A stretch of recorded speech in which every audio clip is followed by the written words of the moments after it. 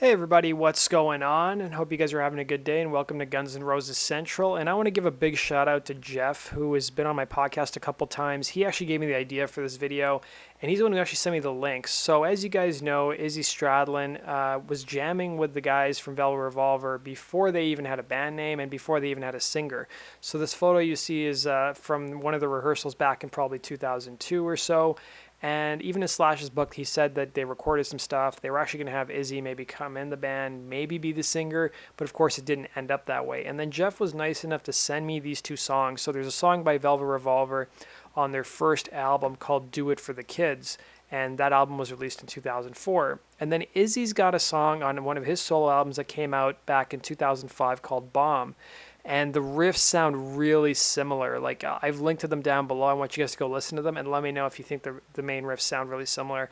Maybe that was a song they were working on back in 2002 or so, and maybe Izzy remembered it and maybe just used it for his actual solo record. Now, the actual songs themselves around the riff sound quite different, but I think that they definitely sound very similar. And you guys may be wondering, well, why didn't Izzy actually join Velvet Revolver? So we'll get to that in a second, but let's talk about a song that Velvet Revolver got sued for plagiarism and actually lost. So there's this UK band called Voodoo 6.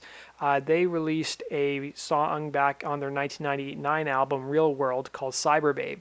And Velvet Revolver released a song on their debut album Contraband called Dirty Little Thing. So apparently Cyber Babe and Dirty Little Thing sound very similar. I've never been able to find a copy of their song Cyber Babe anywhere on the internet. If you guys can find a copy and let me know, I'd love to be able to listen to it. But apparently, here's the story. So according to one of the band members from Voodoo 6, a couple of years back, a mate of mine in LA called me to say he'd heard what he thought was my song on the radio and that he had been a bit shocked when he realized it was Velvet Revolver. When I checked it out myself, I genuinely couldn't believe it because it wasn't as if it was close. It was basically the same riff. So in the end, Velvet Revolver had to sign over 20% of the royalties for their song Dirty Little Thing to Tony Newton, who is the bassist from the UK rock band Voodoo 6, who I guess had written the song.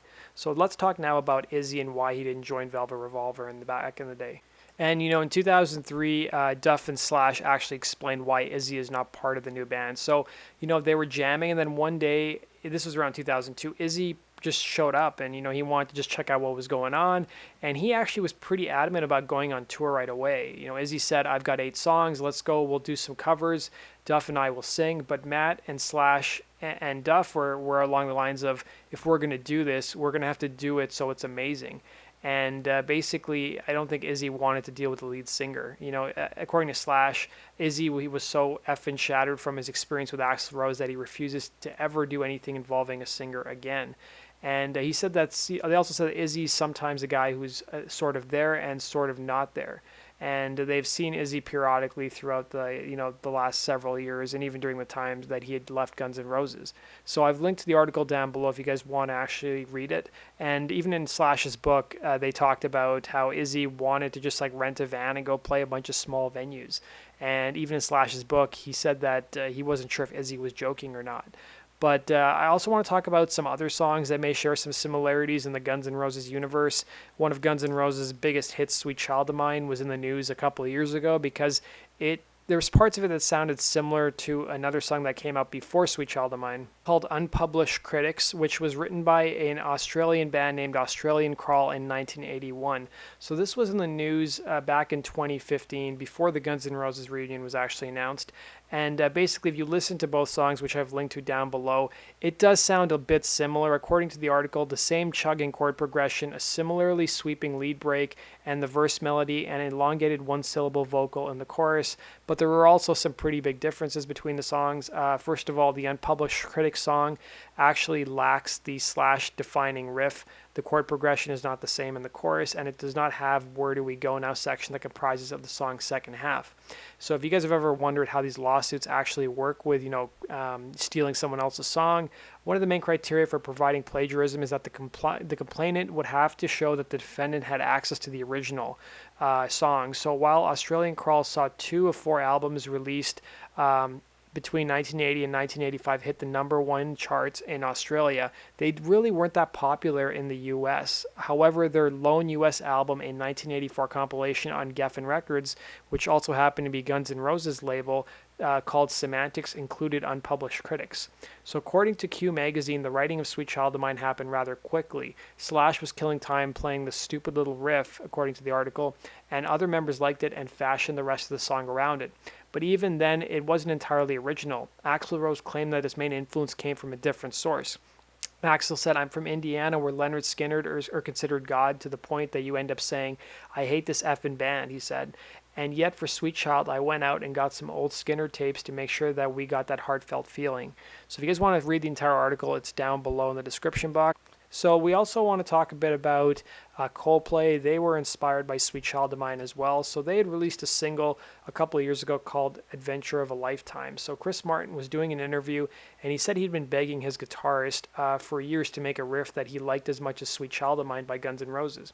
And then his guitarist came up with the riff for Adventure of a Lifetime, and Chris Martin actually really liked it. So if you guys want to listen to the song, I've linked to it down below. It doesn't really sound like Sweet Child of Mine at all, but I think they're just trying to go for that signature riff in the actual song. So go check it out, guys, and let me know what your thoughts are.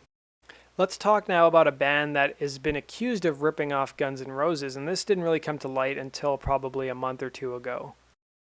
So the band The Pretty Reckless recorded a song called Oh My God, and they released it about 3 weeks ago or 4 weeks ago, and it sounds somewhat similar to the Guns N' Roses song Oh My God. I don't know if I've ever heard two songs with the same name that one isn't a cover of the other that actually sound really similar.